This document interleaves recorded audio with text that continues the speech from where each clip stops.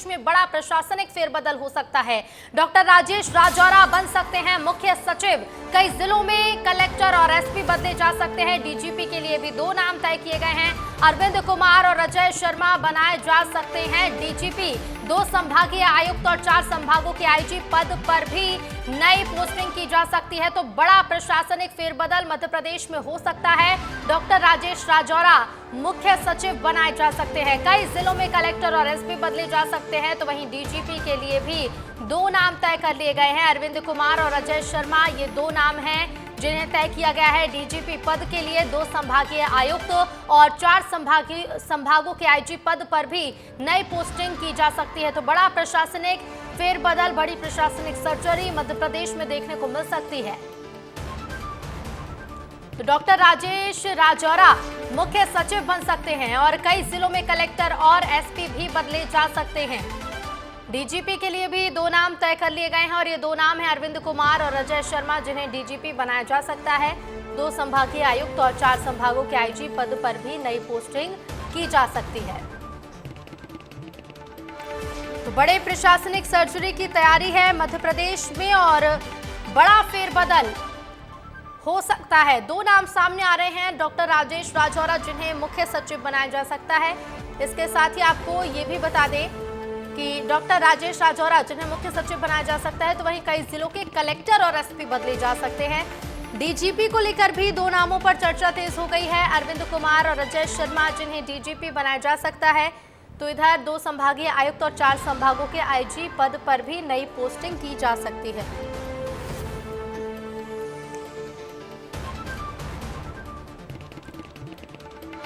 और देखिए, कुछ नाम सामने आ रहे हैं, लेकिन मौजूदा डीजीपी सुधीर सक्सेना इसी साल नवंबर में रिटायर हो रहे हैं और इसी के साथ प्रदेश को नया डीजीपी भी मिल सकता है।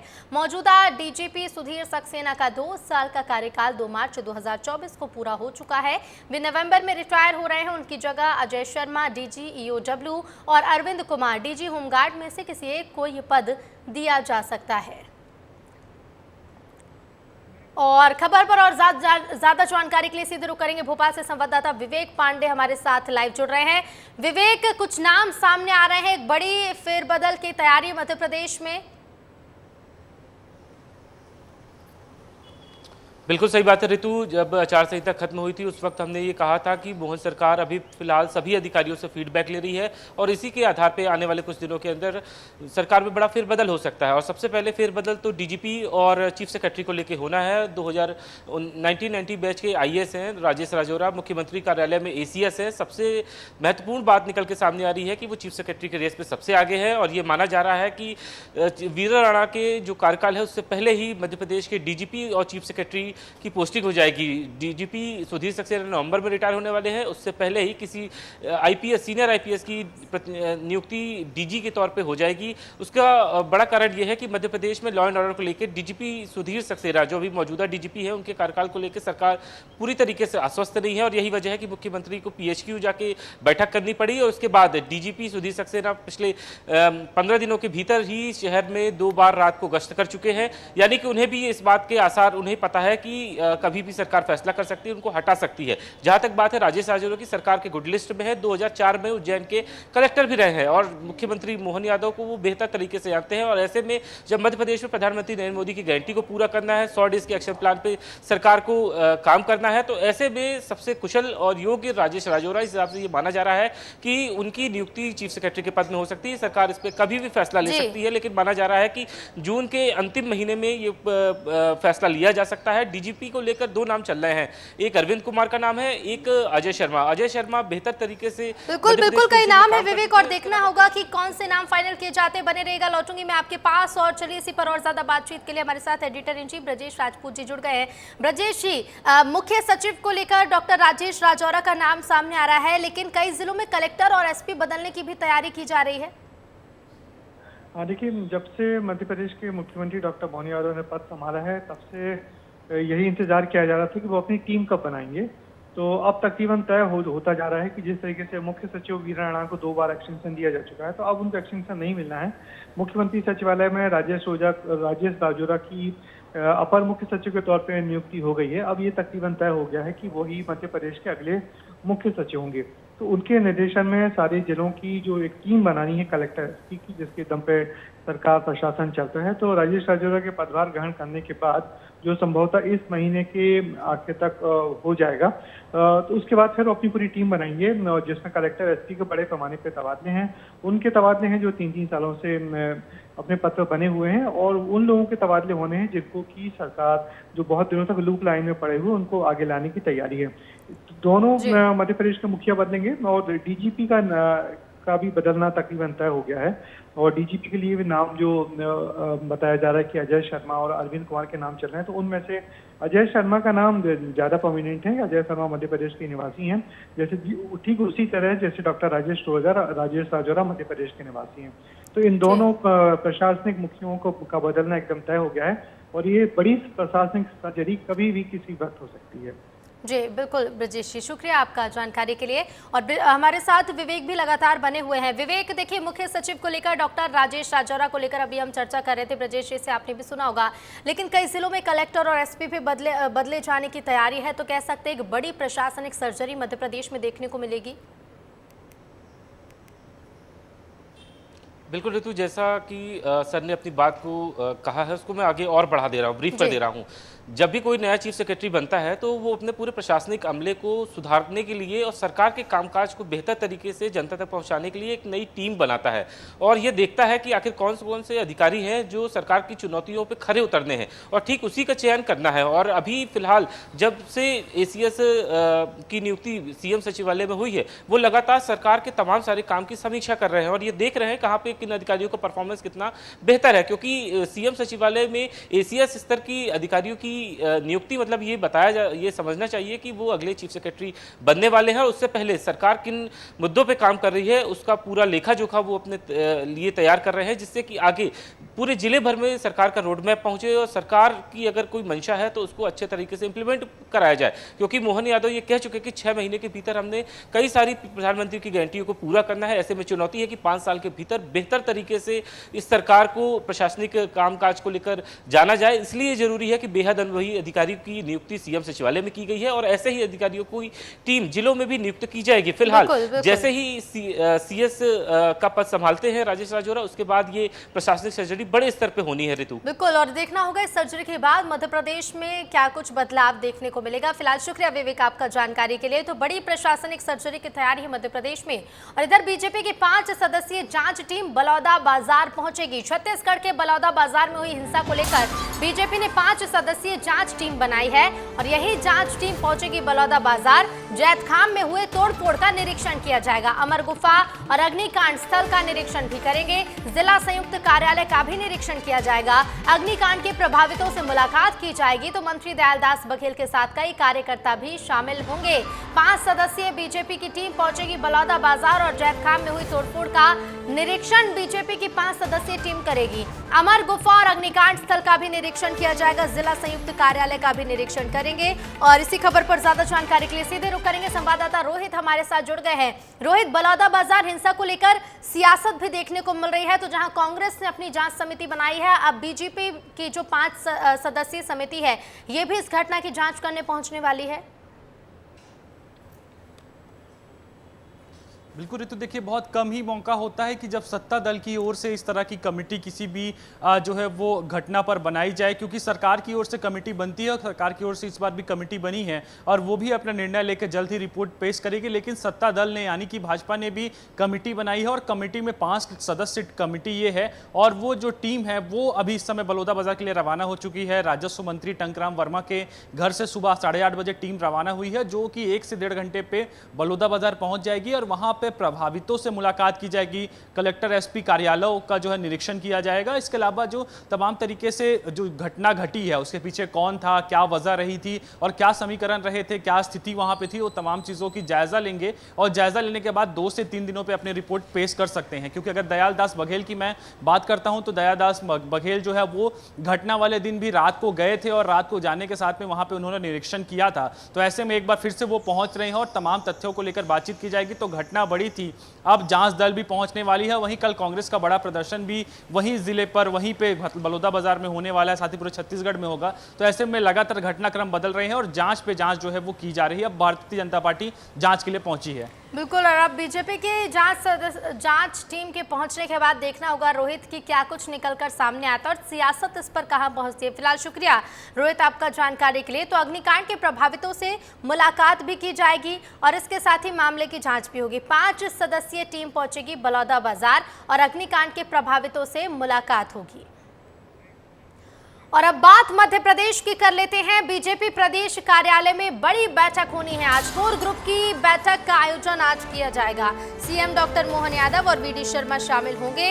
सभी दिग्गज नेता भी बैठक में मौजूद रहेंगे। क्लस्टरों की भी बैठक आयोजित की जाएगी और दिन भर बैठकों का दौर जारी रहेगा। प्रदेश कार्यालय में आज बीजेपी की बड़ी बैठक होने जा रही है। कोर ग्रुप की बैठक आयोजित की गई है। सीएम डॉक्टर मोहन यादव, प्रदेश अध्यक्ष वीडी शर्मा शामिल होंगे इस बैठक में। सभी दिग्गज नेता भी बैठक में मौजूद रहेंगे। क्लस्टरों की भी बैठक आयोजित की जाएगी और दिन भर आज बैठकों का दौर जारी रहेगा। तो बता दें आपको कि लोकसभा चुनाव के बाद अब मध्य प्रदेश में लगातार बैठकों का दौर देखने को मिल रहा है। एमपी बीजेपी में लगातार बैठकों का दौर जारी है। लगातार बैठकें हो रही हैं और आज भी दिन भर बैठकों का दौर जारी रहेगा। प्रदेश अध्यक्ष वीडी शर्मा शामिल होंगे बैठक में। इसके साथ ही मुख्यमंत्री डॉक्टर मोहन यादव भी बैठक में मौजूद रहेंगे और दिन भर बैठकों का दौर आज मध्य प्रदेश बीजेपी में देखने को मिलेगा। प्रदेश कार्यालय में ये बैठक होगी। बैठक को लेकर तैयारियां जोरों पर है और इसके साथ ही आपको बता दें कि इस बड़ी बैठक में कोर ग्रुप की ये बैठक होने जा रही है।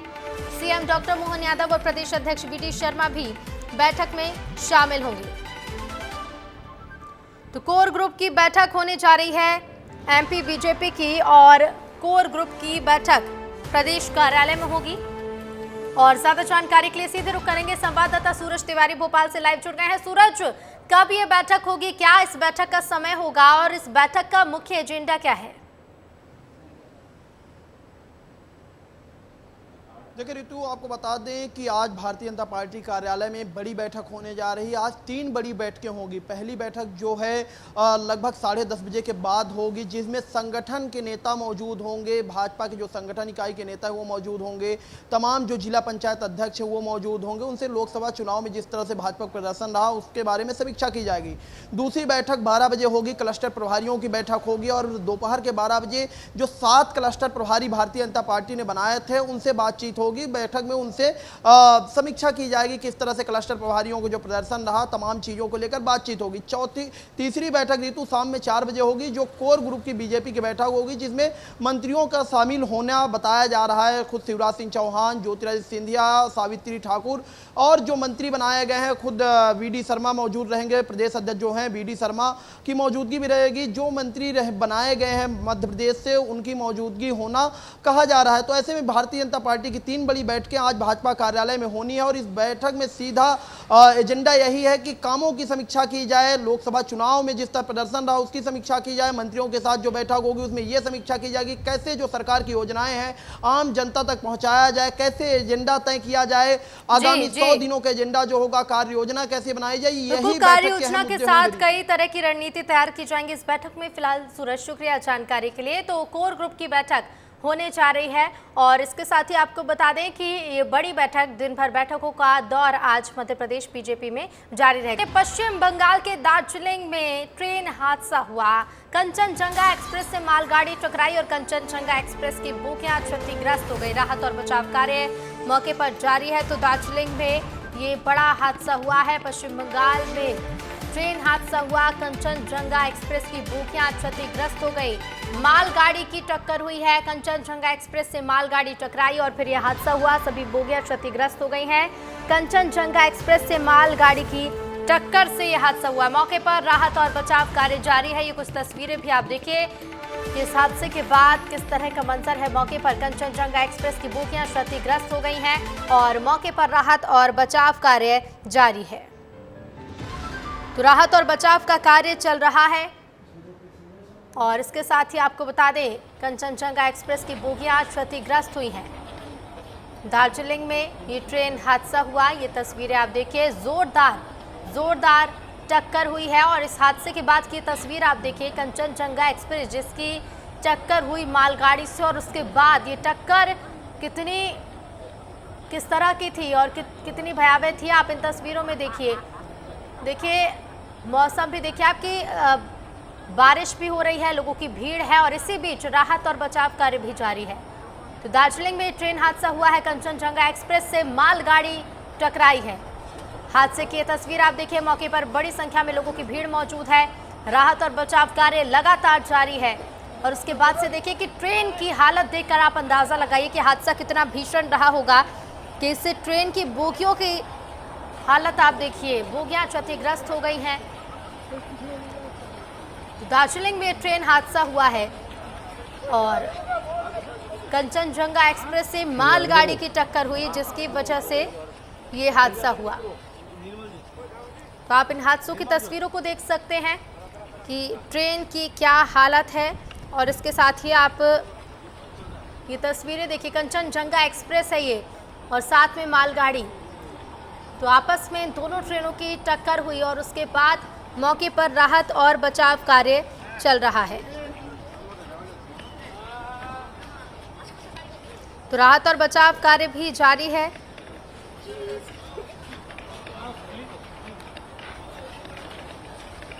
दार्जिलिंग में ये ट्रेन हादसा हुआ है और इस हादसे की आप तस्वीर देखिए। टक्कर के बाद ट्रेन की कई बोगियां जब आपस में टकराई क्षतिग्रस्त हुई, कुछ पटरी से नीचे भी उतर चुकी हैं।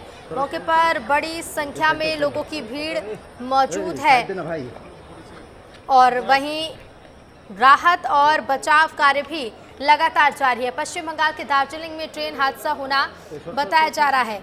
मालगाड़ी की टक्कर हुई है कंचनजंगा एक्सप्रेस से, बड़ा ट्रेन हादसा हुआ है। मालगाड़ी की टक्कर हुई और उसके बाद बोगियां जो कि पटरी से भी उतर चुकी है और ये देखिए इंजन के ऊपर बोगी चढ़ा हुआ है। विस्तार न्यूज़ पर एक्सक्लूसिव तस्वीरें आप पश्चिम बंगाल के दार्जिलिंग की देख रहे हैं। बड़ा ट्रेन हादसा हुआ है।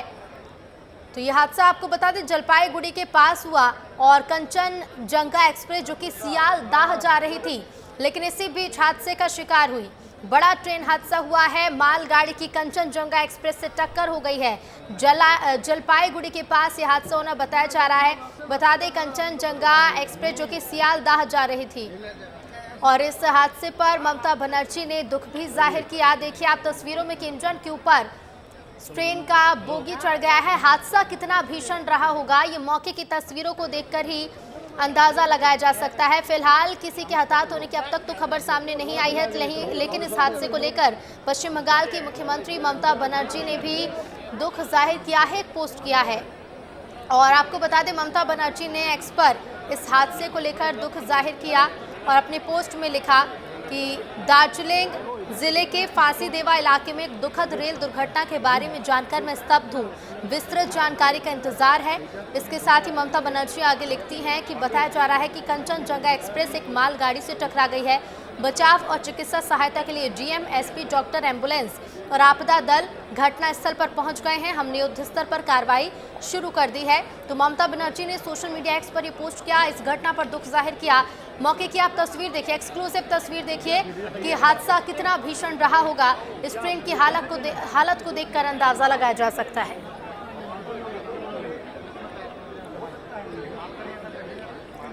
तो देखिए इस हादसे की तस्वीरें आपने देखी और इसके साथ ही पश्चिम बंगाल की मुख्यमंत्री ममता बनर्जी ने भी इस हादसे पर दुख जाहिर किया। और चलिए आगे बढ़ते हैं। पूरे देश में ईद उल अजहा का त्यौहार मनाया जा रहा है, जिसमें मुस्लिम समाज के लोगों ने एक दूसरे को मुबारकबाद दी है। इससे पहले सुबह मस्जिदों में ईद की नमाज अदा की गई। आपको दिखाते हैं 4 तस्वीरें भोपाल, दिल्ली, श्रीनगर और गोरखपुर की। ये 4 तस्वीरें देखिए किस तरह से आज ईद उल अजहा का त्यौहार मनाया जा रहा है। एक दूसरे के गले मिलकर लोग ईद की बधाई दे रहे हैं। भोपाल में आप तस्वीर देखिए, दिल्ली की तस्वीर देखिए, श्रीनगर और इसके साथ ही गोरखपुर। तो देखिए पूरे देश भर में आज ये तस्वीर देखने को मिल रही है। सुबह से ही सभी ईद उल अजहा का त्यौहार मना रहे हैं। भोपाल, दिल्ली, श्रीनगर और गोरखपुर में भी मुस्लिम समाज के लोगों में उत्साह देखने को मिल रहा है।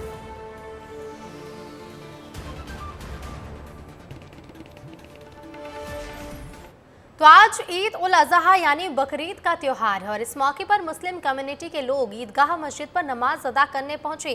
बारिश होने के बावजूद भी हजारों की तादाद में लोगों ने नमाज अदा की।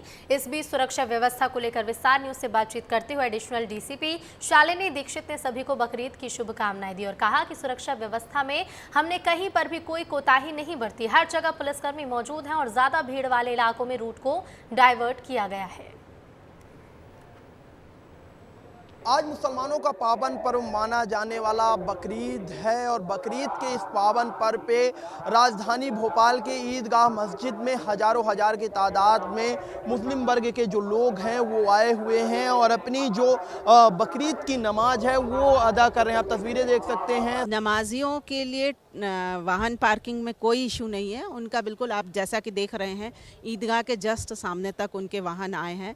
हाँ, लेकिन जो हैवी ट्रैफिक है और लोडिंग व्हीकल्स वगैरह हैं उनका रूट डाइवर्ट किया गया। पूरे ईदगाह की सुरक्षा को देखते हुए इसमें BDDS के द्वारा चेक किया गया ताकि कोई ऐसी कोई संदेहास्पद संदिग्ध वस्तु ना हो, वो पूर्ण चेक हो जाए। ये जो पूरा एरिया है इसको कमांड एंड कंट्रोल व्हीकल के माध्यम से यहाँ पूरे कैमरेस डिप्लॉय किए गए हैं ताकि पूरा जो लाइव मॉनिटरिंग हो सके और कोई इशू ना आए। उसके अलावा लगभग हमारे 300 के आसपास पूरे इस एरिया में जवान मुस्तैद हैं, आर्म्ड अनआर्म्ड और राइड ड्रिल इक्विपमेंट्स के साथ पूरा हमारा स्टाफ मुस्तैद है। आप सभी प्रदेशवासियों को, सभी देशवासियों को ईद की बहुत बहुत हार्दिक बधाई, शुभकामनाएं। मैं ईदगाह मस्जिद में मौजूद हूँ और ईदगाह मस्जिद में जो लोग नमाज अदा करके निकल रहे थे उनसे बातचीत की। सबने अमन शांति की दुआ की और कहा कि हिंदुस्तान में अमन शांति भाईचारा बरकरार रहे, यही दुआ की। कुर्बानी का भी त्यौहार माना जाता है। अब कुर्बानी ये लोग देंगे, 3 दिन तक लगातार ये कुर्बानी का जो सिलसिला है चलता रहता है। कैमरा पर्सन राकेश के साथ सूरज तिवारी, विस्तार न्यूज। छत्तीसगढ़ के भिलाई में जामा मस्जिद में हजारों मुसलमानों ने ईद की नमाज अदा की और एक दूसरे को गले लगाकर ईद की बधाई दी। बच्चों से लेकर बुजुर्ग जामा मस्जिद के ईदगाह में नमाज के लिए शामिल हुए।